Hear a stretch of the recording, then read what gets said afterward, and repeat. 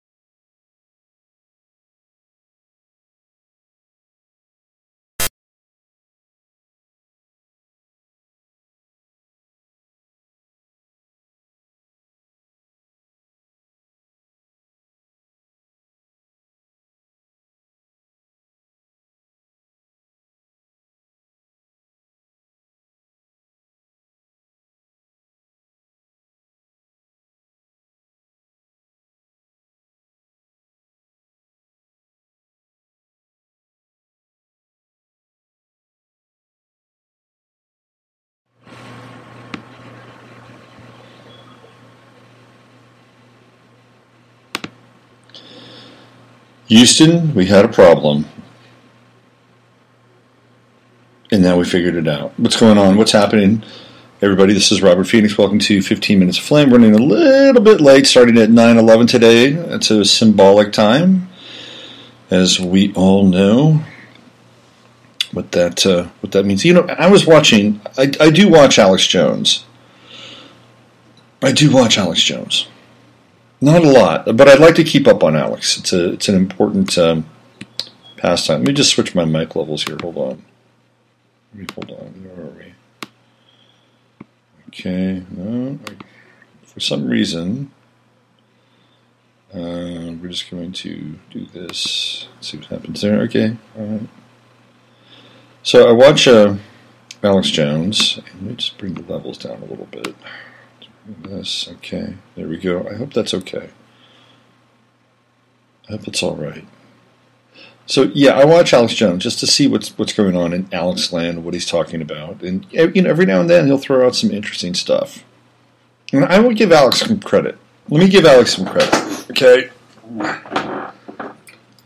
he might be a gatekeeper, and I think he is.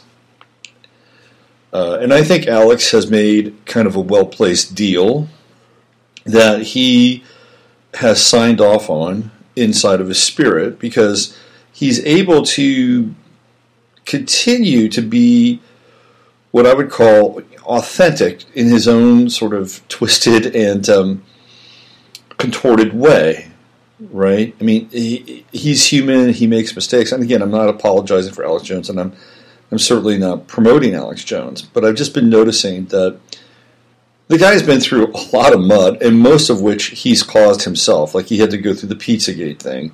Big mea culpa, mea culpa, mea culpa.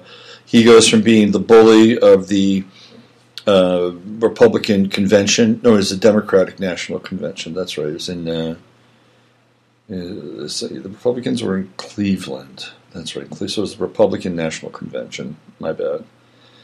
So he goes from being the bully of the Republican National Convention to having to apologize for Pizzagate, big time. He got taken down significantly by his ex-wife and looked like a complete kind of fool in the court of public opinion. And then he admits that he's an actor and it's all performance art and all that stuff. And I think some of that is true, by the way. I think he sees himself in that vein. Alex is a smart guy. And then he gets taken down by the Chobani guy because Alex made some references and comments about Chobani and the company and the people that they have to hire and bring into their plant up there in the Northwest, and they're rapists and infidels and all those things. And so he basically had to pay this guy money. So he's been through a ton. Now, you would think that any number of these events would derail somebody and say, I'm done, I can't handle it. But, to Alex Jones's credit, whether it's the money, whether it's the ego, whether it's this force of nature, spirit, whatever he's got going on, the guy just keeps moving forward. Now, he was on Megyn Kelly, just, a couple days ago, and he talked about 9/11.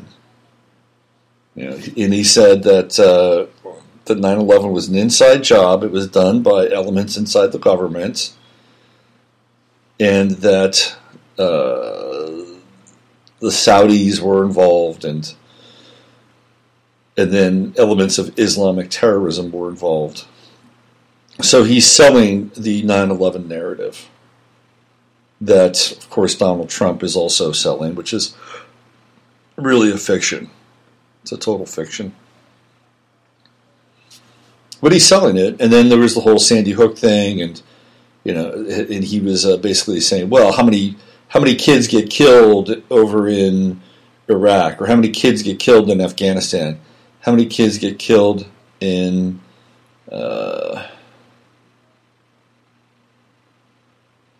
I'm getting some good feedback here on the new music. Thank you, William. So Alex was just, he was, so Katy, I keep wanting to call Megyn Kelly Katy Perry. They're both Scorpios. I don't know if that's it, but Megyn Kelly wanted to pin him. Of course, this is what journalists want to do. They want to pin you to the wall, right? They want to say, gotcha, gotcha, gotcha. And they do it enough, guess what? You're on a cross and you get crucified. You get crucified. I've always said, this is what happens in America. First, they put you on a pedestal, and then they put you on a cross. This is what happens.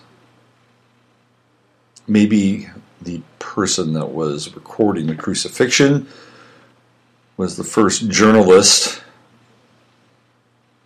who probably was perhaps part of the Sanhedrin or the Roman tribunal. Perhaps the first journalist was Pontius Pilate to crucify a very popular public figure. This is what journalism is here to do. It's here for crucifixion. It's here for the propagandization of celebrity or ego or self, usually connected to some form of commercialization. The two now are so intertwined that you can't distinguish what's a real kind of social eruption versus what's manufactured. And even back in the 60s, this is when it all started in a very big way. We would have these manufactured movements versus true social eruptions. Even my beloved punk rock, which came out of England circa 1975, 1976, has some interesting fingerprints on it. And not necessarily one of these socially disruptive kinds of moments. It just kind of happens organically. It doesn't always occur that way. But sometimes it does. Sometimes it can take the form of huge amounts of MDMA being produced, wind up in places like Ibiza, where people from New Order and a number of other English bands and DJs and producers and hangers-on go down for a summer and do nothing but take MDMA and start to go to these parties in Ibiza. And the DJs at those parties at that time would spin people like Andreas Vollenweider and the Gypsy Kings and whatever they could get their hands on to have this like incredible kind of beach music dance party. I would have loved to have been there, by the way. Like being in Ibiza circa 1986, 1985, 86 would have been an amazing time. And then out of that, you have this kind of emergent dance culture that begins to come out of that moment in time. Everybody goes back to London. They've experienced this incredible thing. They have these incredible drugs. And then all of a sudden there are these guys from Chicago and from New York, Chicago and Detroit, who have been playing around with these used and abused and discarded pieces of technology, aka the Roland 303 or the Roland 808. And these are drum machines, and they begin to tweak them and play with them and come up with techno. You get techno, you get MDMA, and all of a sudden you have the birth of a movement. Now, was that manufactured or constructed? Did MK Ultra, MI6, did Tavistock say, hey, let's flood Ibiza with a bunch of MDMA and we're going to start a movement? Not really, I don't think so. And in fact, that movement became so popular, those parties that were taking place around 1989, 1990, they were huge. They would just be these massive, massive parties that would sprout up, all over the English countryside. And of course, we had the great proliferation of crop circles at the same time. So it's a really interesting kind of cosmic moment. You had the Manchester scene happening, which was fueling everything. Very interesting time. What was it, AstroTurf? I don't think so. And if you go back and you look at what happened with the explosion of hip hop, of course, it's the Great Fire. I'm sorry, not the Great Fire, but the Great Blackout in New York, which we're coming up on the big anniversary here, 40th anniversary. And people went nuts, and they stole a bunch of stuff, and they stole a bunch of audio, and they stole a bunch of,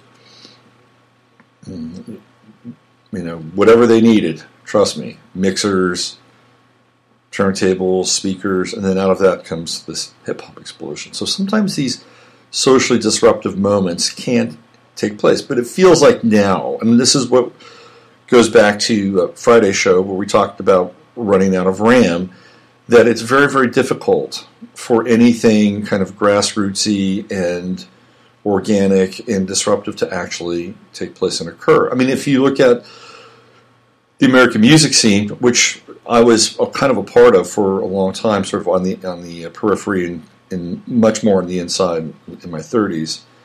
But if you look at what happened and how these movements, these musical movements would take place, it was usually in a city where there was low rent, where there was at times a high influx of drugs. If you look at Seattle and the relationship to Seattle and heroin and a number of other drugs, but this is what would occur. There would be a place where they would have, cheap places to live, and usually in areas that are somewhat populated by more ethnic or quote unquote more minority populations. So the food was generally pretty good or fairly inexpensive. But this is where rock and roll comes out of. It comes out of these areas where people are, I wouldn't say they're struggling, but they're on the edge, have to make ends meet, and they're trying to eke out this piece of personal freedom. And that can't really happen anymore. Not like that, because as we've talked about again, the real estate situation, which by the way is peaking. It's peaking. Now in the San Francisco Bay Area, I was reading about this morning, and I promise we're going to get to Dennis Rodman. In San Francisco Bay Area, where my Golden State Warriors won last night, how about that? The cost of housing, the housing, the price of housing, the price of houses is hit an all-time high. In this last month, they've seen a drop in sales. You put those two together, and that means that we're at a peak moment in terms of real estate. I digress a little bit, but I wanted to share that with you. Bitcoin is going off. Ethereum is going off. And if you have some, congratulations. If you don't have some, if you don't have any, go out and get some if you can afford it. Go get it. So what we have is this kind of cultural situation where nothing organic can really take place because people need time. People need time. This is where free energy would really come into play, right? If you had time with free energy, let's say you only had to work 15 hours a week, and you could really focus on other really cool things like your creativity or meditation or yoga or getting closer to God. And these are some of the things that we were kind of fit into what we were talking about with yesterday, and where we go beyond this notion of conspiracy theory. Now, let me be clear about something. There is, I think, a real difference between understanding what's going on inside of the Matrix and seeing it for kind of what it is to the best of our ability, how we can untangle it. And by the way, people are so far ahead of where they were 3 to 4 years ago because of the internet. There's so many people that are up to speed right now. It's really kind of amazing.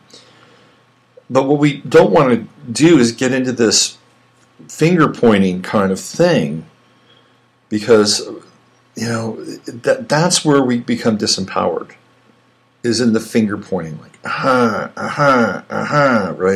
I gotcha. That's the journalist moment. I gotcha. See. And where has that gotten us? It hasn't gotten us anywhere. I mean, how much corruption has spilled out?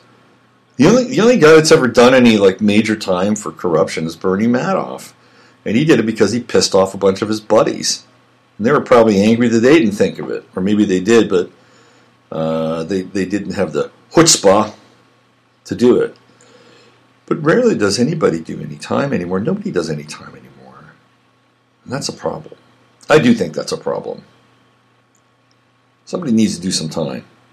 And it's not me. No, that's not a knock on my door. So, I'm sorry, digressing a little bit. But if we had the free energy, we wouldn't be able to. We'd be able to have more kind of creative moments in time. That's all. That's all I'm saying. All right, so let's get into this whole Dennis Rodman thing, which is really interesting. It's really, really interesting. So about, I think it might have been about 3 days ago, I was on Facebook. And how Facebook says, so many years ago today, this post appeared on your feed.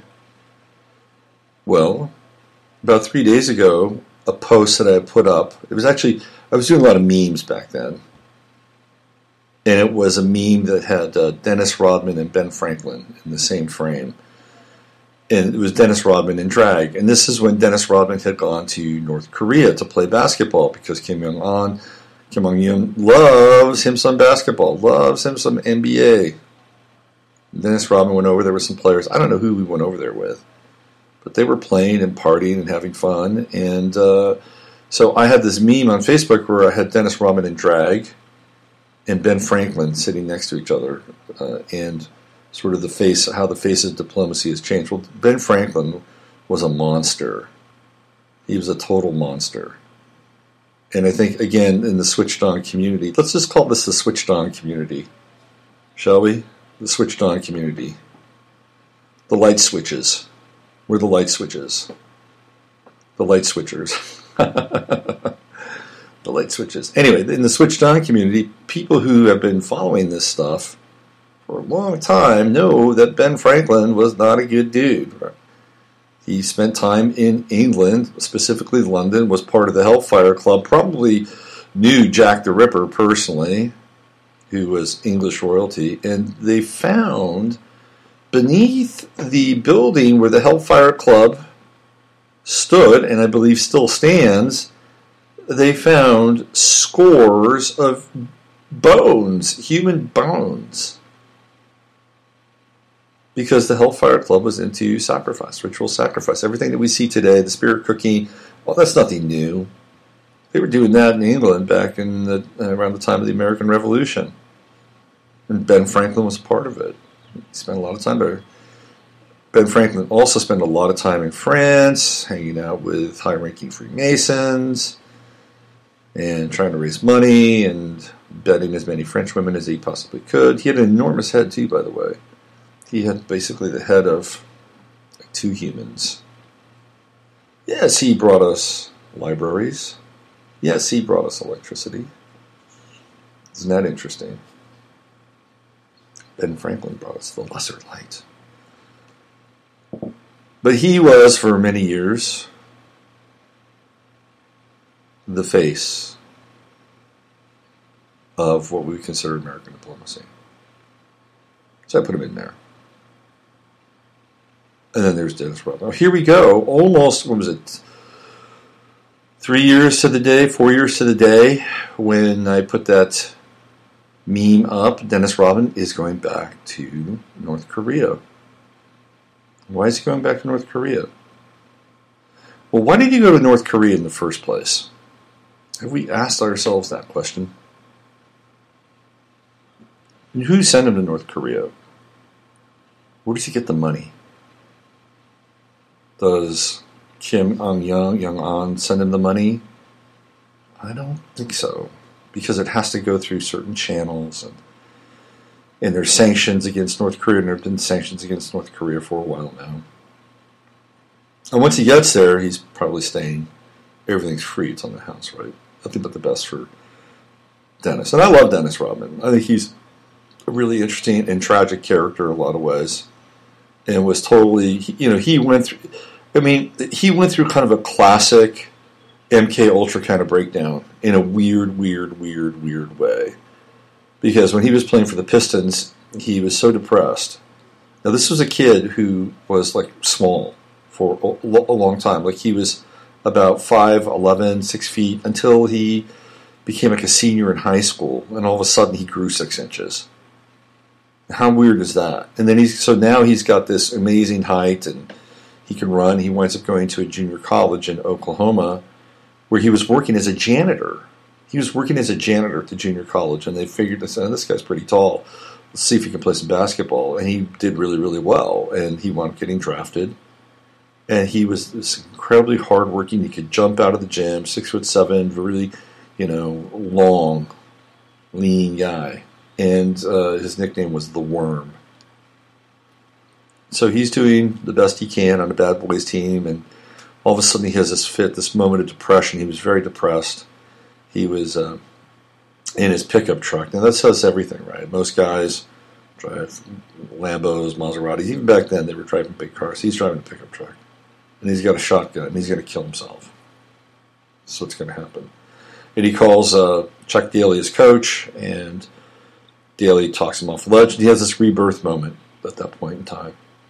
It's almost like he goes through this portal, and he comes out and he starts cross-dressing and doing all this crazy stuff, and he's going to be Dennis Rodman in a way that Dennis Rodman's never been before. He's got a book, As Bad as I Want to Be.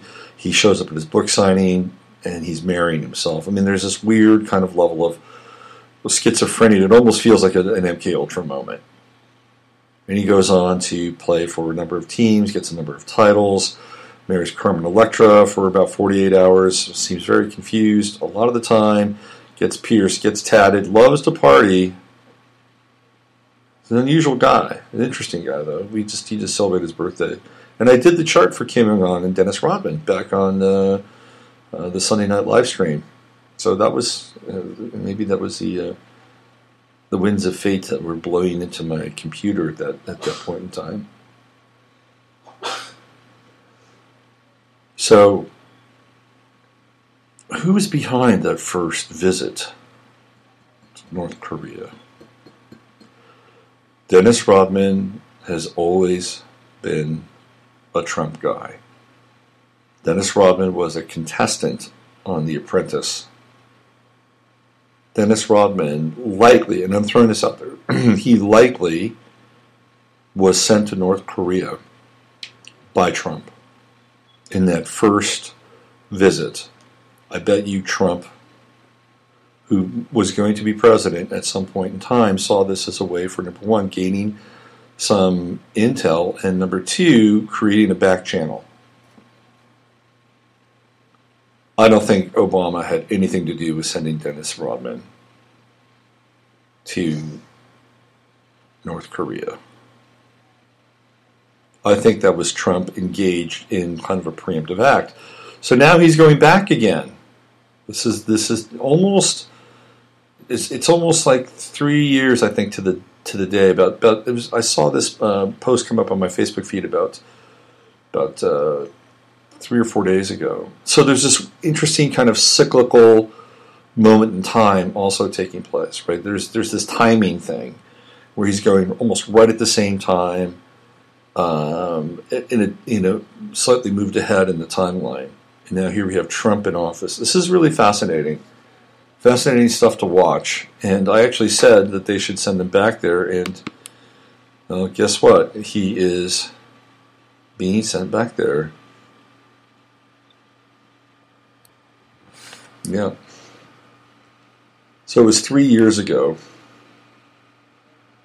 This is the memo. Basketball Hall of Famer Dennis Rodman will travel to North Korea for his first visit to the communist nation in more than 3 years, just slightly more than 3 years. A senior Trump administration official confirmed to Fox News. He is going as a private citizen, the official said. It's our understanding he hasn't landed yet.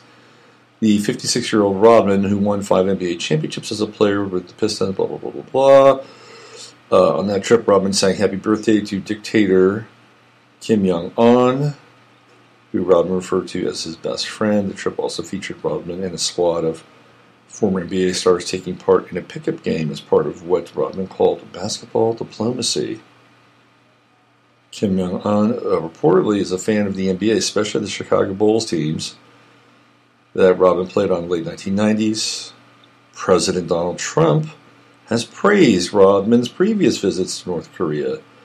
Maybe Dennis is a lot better than what we have, Trump told Fox and Friends after one of Rodman's trips in March of 2013. Rodman also appeared as a contestant on the NBC show Celebrity Apprentice that year. Dennis is not a stupid guy, Trump said. He's smart, and in many ways, he's very streetwise.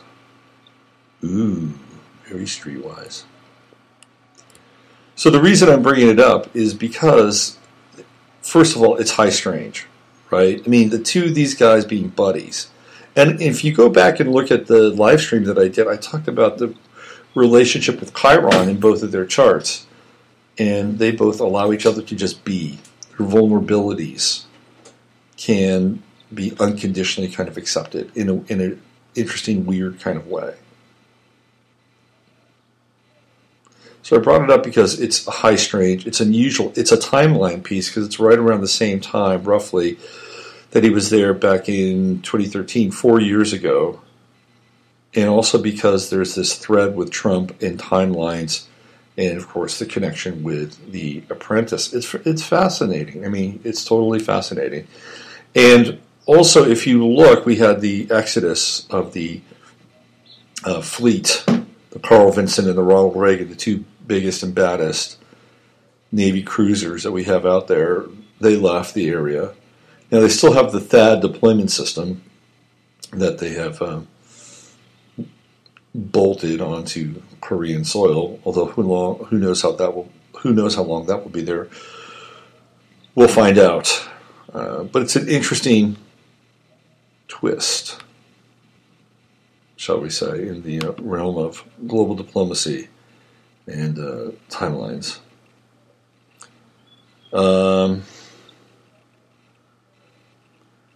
What else is happening here? So this is a little less, this is not really well known. Puerto Rico just voted to join the United States as a state. Just wanted to point that out. They had a record low turnout. About 23% of the people decided to vote. And they voted to join the U.S. as the 51st state.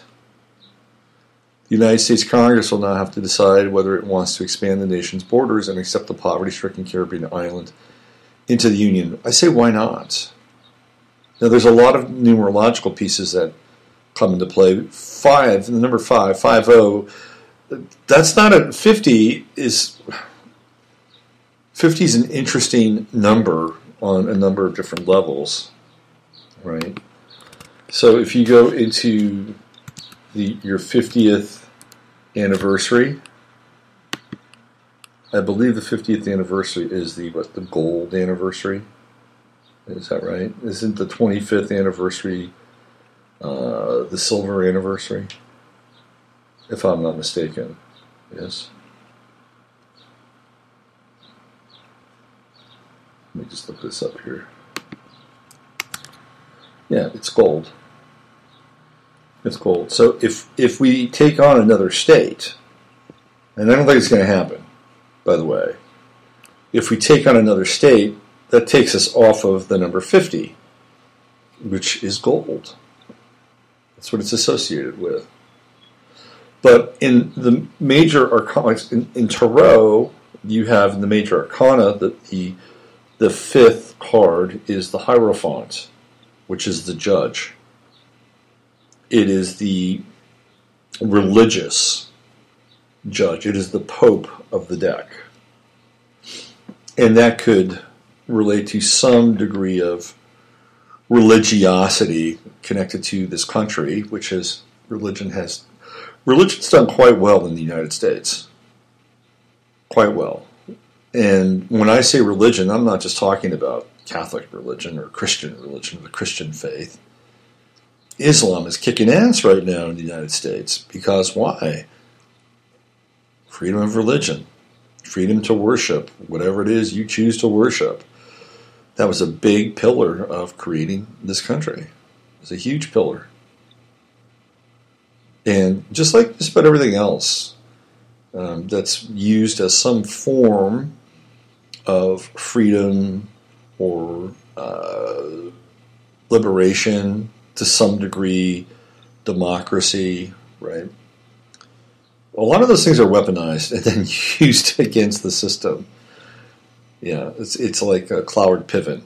When the welfare state was created, Cloward Piven weaponized the welfare state. It's like you take this thing that's really, really good, and then you just turn it against the system itself. It's exploitation. Anyway, I'm getting ahead of myself here.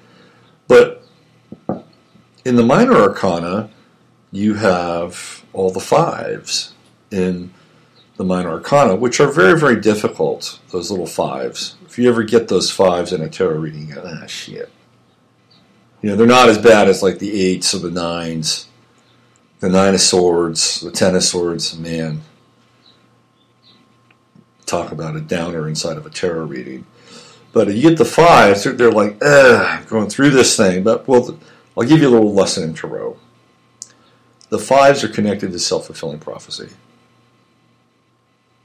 And what happens with the five is, let's say you're one of the minions and you're going through the five of discs, which is poverty, right? Well, really, it's the state of mind connected to poverty. It's not really poverty itself. No. It'd be the state of mind connected to poverty. Or let's say you're going through the five of swords, which is like defeat. It's not really defeat itself. It's the state of mind connected to defeat. So these are all attitudinal positions in the five. However, that said, if you're going through suffering, and none of the fives are redemptive. Like if you go into the threes, you'll get the three of swords, which is heartbreak, it's sorrow. It's a really difficult card. But then you have the three of wands, which is virtue, right? Then you have the three of discs, which is, you know, about building. And then you have the three of cups, which is about abundance and friendship. So you'll have 1 3, which is not so great. And you have 3 3s that are pretty good. But none of the fives are like that. They're all connected to some form of suffering. Spiritual suffering with the wands, material suffering with the discs, mental suffering with the swords, and emotional suffering with the cups. I guess the Five of Cups is probably the least of the sort of intense and damaging vibration. And I know I'll probably catch some flack from people saying, oh, let's see a cult, let's see a cult. You're into the devil. No, I'm not into the devil. I'm just giving you some understanding about how these things work. And so what happens, theoretically, with the fives, if you're going through a five situation, what do? You go to see the Hierophant. And you look for some kind of spiritual guidance. Whether it's the father down in the corner, or it's the father living in the Vatican. That's the five. That is the five. Now, ultimately, what you have to do, in my humble opinion, is you become the Hierophant yourself. You become the Hierophant yourself. Not everybody can do it at times, but ultimately, this is what we're here to do. This is the connection we were supposed to have with Prime Creation, God, the Game Overseer Director. This is what we're supposed to do. We're supposed to be our own Hierophants. That was what the message was. It wasn't about setting up churches. It wasn't about handing our power over to people who say, oh, we were saved. We were saved. No, it's like, it's about finding that beacon within. And you become your own priest. You become your own pope. Now, some may say that's really satanic. I don't believe that either. But anyway, this is the nature of the five and Hierophant and the fives and Tarot, okay? You go to 51, you change all that. You bring Puerto Rico in a state, and you go, oh, well, now we're at 51. We're no longer at the number of gold as it relates to the 50th anniversary. Now we are no longer the Hierophant of the world, right? We're the lovers. Because that is the sixth card in the major arcana. It's the lovers. Hey, we're the lovers. Now, the lovers, of course, is ruled by Gemini and duality, and that's a whole other discussion. But then you get into the sixes, and the sixes are interesting. They're very interesting. Six of Swords, heading away from troubles. Six of Cups. Oh, it's such a nice family situation. Warm feelings, glad tidings, right? Yeah.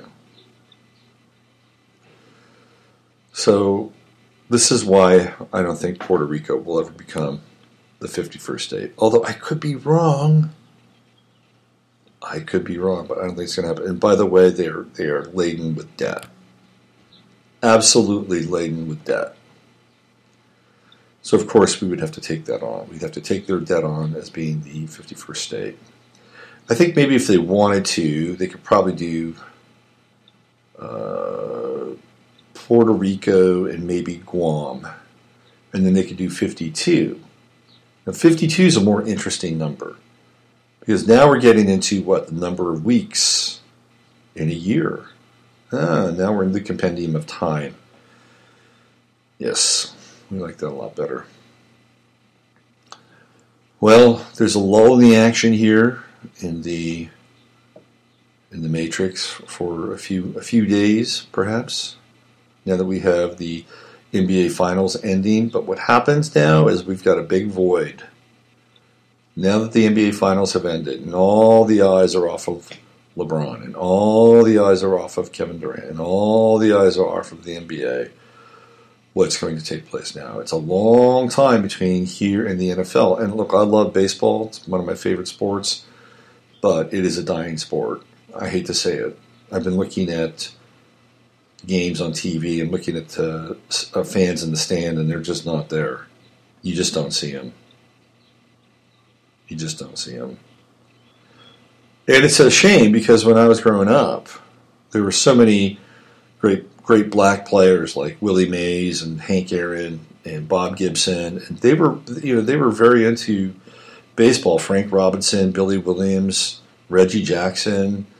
They comprised a large portion of the baseball playing population, and Black America has just turned away from baseball.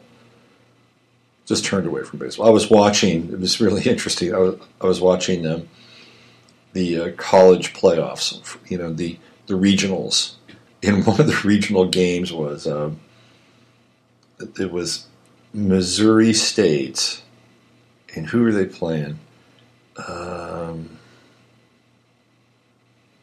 One of their rivals in the Midwest. It wasn't A&M.